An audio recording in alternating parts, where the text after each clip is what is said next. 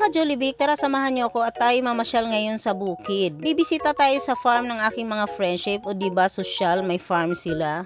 Paalis na kami guys, ayan inaayos na lang namin yung upuan dahil medyo marami kami ngayon, may mga kasama kaming bata.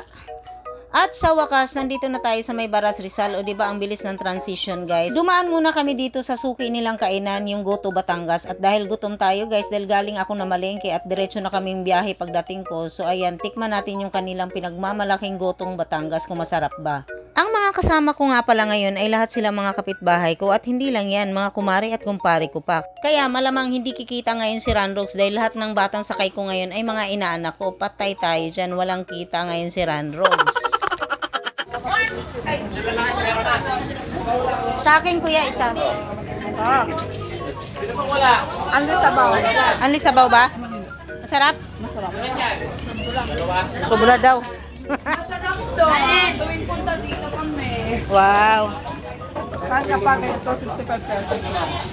So ayan guys, tapos na tayong kumain at totoo nga, masarap nga talaga yung kanilang Gotong Batangas dahil naubos ko yung kanilang isang serve na may sabaw. O baka dahil gutom lang ako kaya naubos ko. Ay, joke lang. Pero talaga masarap talaga guys. Ako ba Isabel? Masarap pa yan girl. Talat. Ano yan? Ano nga yung Ginatan? Hindi ah. Talat. Salad? Ay, magkano yung ganyan?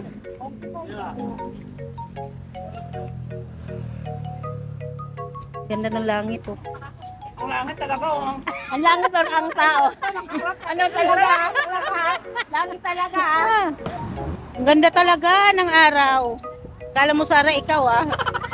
So ayun guys, dahil tapos na tayong kumain, biyahe na ulit tayo. Ito niyan, ang garap-garap lang tayo. Ay, na yung mga nasa likod. Sa mga bata ko na yung mga bata. Shot mo. Abangan nyo guys yung part 2 ng aking pagbisita sa farm ng aking mga friendship. Huwag na natin masyadong pahabain to guys. Baka hindi nyo naman tapusin panoorin. So ayan. Thank you for watching. Follow for more.